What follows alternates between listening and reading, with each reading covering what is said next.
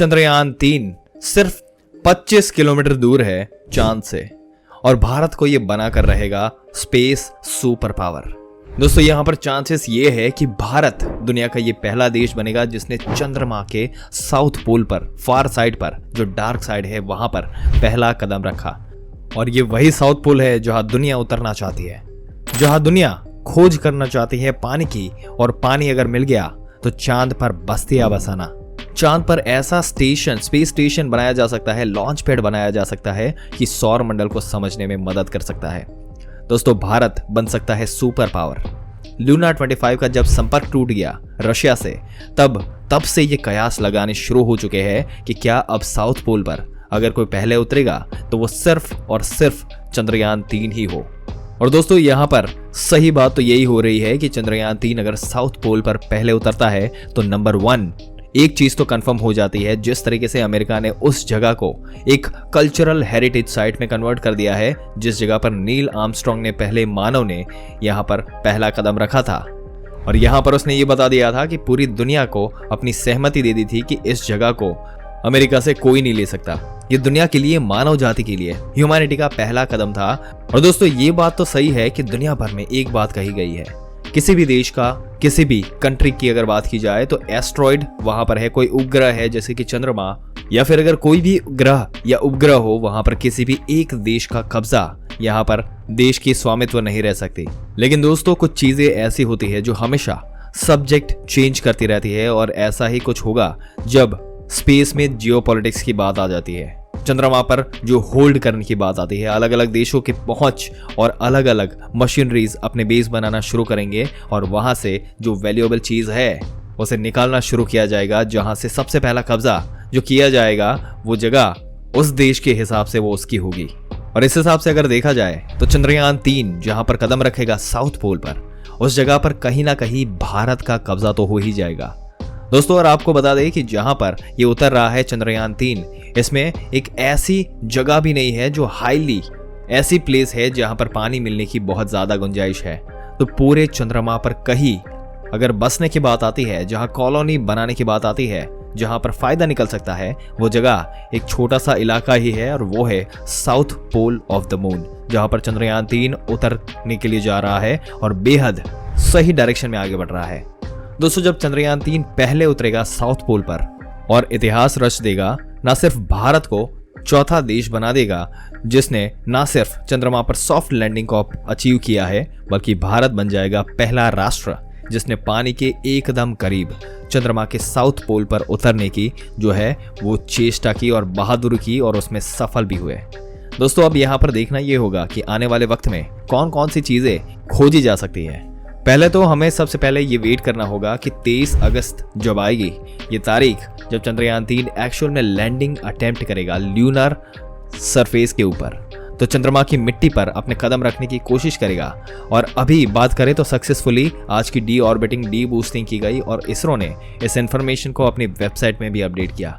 इसमें बताया गया कि चंद्रयान अब 134 किलोमीटर बाई 25 किलोमीटर की ऑर्बिट में चक्कर लगा रहा है। विक्रम लैंडर की अगर बात की जाए तो वो 25 किलोमीटर दूर है चंद्रमा की सतह से, और अब बहुत जल्द वक्त आएगा 23 अगस्त का जब चंद्रयान-3 जो है उसका विक्रम लैंडर जो है वो लैंडिंग की कोशिश करेगा। और हमारी प्रार्थना है, हमारी दुआएं है कि ये जो मिशन है वो 110% सक्सेसफुल हो जाए, Chandrayaan three successful soft landing achieve करे। अगर वो लैंड कर जाता है तो उसके बाद देखना होगा कि प्रज्ञान रोवर कब निकलता है, और जब प्रज्ञान रोवर निकलेगा तो उसमें मौजूद जो बहुत सारे इक्विपमेंट, इंस्ट्रूमेंट, साइंटिफिक इंस्ट्रूमेंट लगे हुए हैं जिसके बारे में हम जानेंगे जब वो एक्सप्लोर करना शुरू करेंगे हर एक डिटेल। और चंद्रमा की मिट्टी से लेकर वहाँ का एनवायरनमेंट, वहाँ की हर एक चीज़, ये जो है ये रोबोट्स या ये हर एक इक्विपमेंट वो हर एक चीज़ को स्टडी करेंगे। और इस दौरान अगर देखिए जो रोबोट्स जो होते हैं वो पानी खोजने वाली जो बात है इसे लेकर वो ऐसे नहीं चलते जैसे कि कोई गाड़ियाँ चलती है, रिमोट कार चलती है। हमारी धरती पर हम सबसे पहले जो चलाते हैं, चंद्रमा पर आपको बहुत कम स्पीड से मूवमेंट कराई जाती है।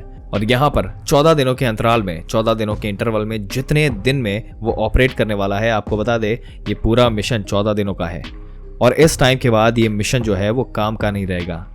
हम अगर लैंडर की बात कर रहे हैं, प्रज्ञान रोवर की बात कर रहे हैं, हमारा जो मॉड्यूल है वो चक्कर काटता रहेगा और उसमें भी एक इंस्ट्रूमेंट डाला हुआ है जो कि धरती की स्टडी कर रहा है। वो स्टडी करता रहेगा सालों तक, लेकिन 14 दिनों के लिए ये एक्टिव रहेगा हमारा लैंडर और हमारा प्रज्ञान रोवर। तो कयास ये लगाया जा रहा है कि इस दौरान कुछ मीटर तक का ही फासला ये तय कर पाएगा जो प्रज्ञान रोवर है, और अब उस दायरे में, जितने दायरे में वो घूमेगा, अगर उसे पानी मिल जाता है तो एक बहुत बड़ी उपलब्धि होगी। और 2008 में ये नहीं हो पाया, पानी के ट्रेसिस को खोज निकाला था और दुनिया के सामने रख दिया था, जबकि सुपर पावर अमेरिका और सुपर पावर रशिया इस बात को ध्यान से नहीं सुन पाए और ध्यान नहीं दे पाए, और चंद्रमा पर जो पानी है वो मौजूद हो सकता है। देखिए, इस कंडीशन को देखा जाए तो अगर प्रज्ञान इसमें सफल हो जाता है तो एक बहुत बड़ी अचीवमेंट होगी अगर वो पानी के करीब पहुंच जाता है। आपको बता दें, जो लैंडिंग साइट्स का सिलेक्शन जो है वो कंट्रीज, 2 चीज़ों की जो है इसके ऊपर ध्यान रखा जाता है। पहला है पर्पस, यानी कि क्या है मिशन का पर्पस। जैसे ल्यूना 25 का ये जो मिशन था वो सॉफ्ट लैंडिंग जो डेमोन्स्ट्रेट करना चाहती थी और साथ में पानी की खोज करना चाहती थी चंद्रमा के साउथ पोल पे। और रही बात भारत की, तो भारत का यहाँ पर जो था वो इसरो का जो प्लान था, जो उसमें सबसे पहले इंपॉर्टेंट चीज़ थी वो वहाँ पर है हमारी सॉफ्ट लैंडिंग जो है, इसकी कैपेबिलिटी को स्टडी करना। हमारी चंद्रमा की सतह पर या किसी भी इंटरप्लैनेटरी मिशन में अपने लैंडर्स को सॉफ्ट लैंड कराने की अपनी टेक्नोलॉजी को डेमोन्स्ट्रेट करना चाहते हैं।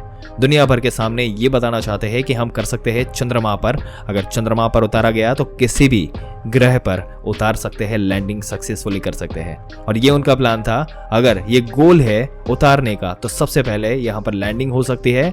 और दोस्तों, अगर चंद्रयान 3 सॉफ्ट लैंडिंग अटेम्प्ट कर लेता है और वहां पर जो कंपोजिशन है उसे स्टडी कर लेता है, तो अगला जो मिशन होगा चंद्रयान 4, वो पानी जो है वो वहां पर खोज निकालेगा। दोस्तों, वहां पर देखिए, जापान के साथ इसरो ये मिशन करना चाहता है और उसमें ये प्लान करेंगे कि अब हमने सॉफ्ट लैंडिंग तो डेमोन्स्ट्रेट कर लिया, अब हमें ये देखना होगा कि क्या हम उस एरिया के एग्जैक्टली वहां पे उतर सकते हैं जहां पर पानी मौजूद होने की पूरी संभावना है, यानी उस क्रेटर्स के अराउंड जहां पर पानी अंदर छिपा हो सकता है। उन क्रेटर की अगर बात करें जिसे कहा जाता है परमानेंटली शैडो एंड रीजन, यानी कि वो बड़े बड़े गड्ढे जहां पर सूरज की रोशनी बिलियंस ऑफ बिलियंस ईयर्स से नहीं पड़ी और जहां पानी जमा हुआ हो सकता है बर्फ के फॉर्म में, और वहीं पर उतरने की कोशिश करने वाला है। इस मिशन के माध्यम से जो है ये देखना होगा कि इस बार सॉफ्ट लैंडिंग हो जाए, उसके बाद में डेफिनेटली अगली बार ऐसा जरूर होगा कि भारत जो है वो पानी को खोजने में अपने गोल में सबसे आगे रहेगा। और दोस्तों, वैसे आपको बता दें कि जो लैंडिंग साइट है वहां पर पानी होने की बहुत ज्यादा गुंजाइश है। दोस्तों, आपके क्या विचार है चंद्रयान 3 के इस मंजिल के करीब पहुंचने के बारे में और इसके पूरे सफर के बारे में? अपने विचार हमें कमेंट करके जरूर से बताइएगा। और अगर ये वीडियो और इसमें दी गई जानकारी आपको अच्छी लगी हो तो हमारी चैनल को सब्सक्राइब करके बेल आइकन जरूर से दबा दें, ताकि ऐसी ही जानकारी आपको समय सर मिलती रहे। मिलते हैं एक और दिलचस्प वीडियो में एक और दिलचस्प जानकारी के साथ। तब तक के लिए इस वीडियो में अंत तक बने रहने के लिए आपका दिल से धन्यवाद।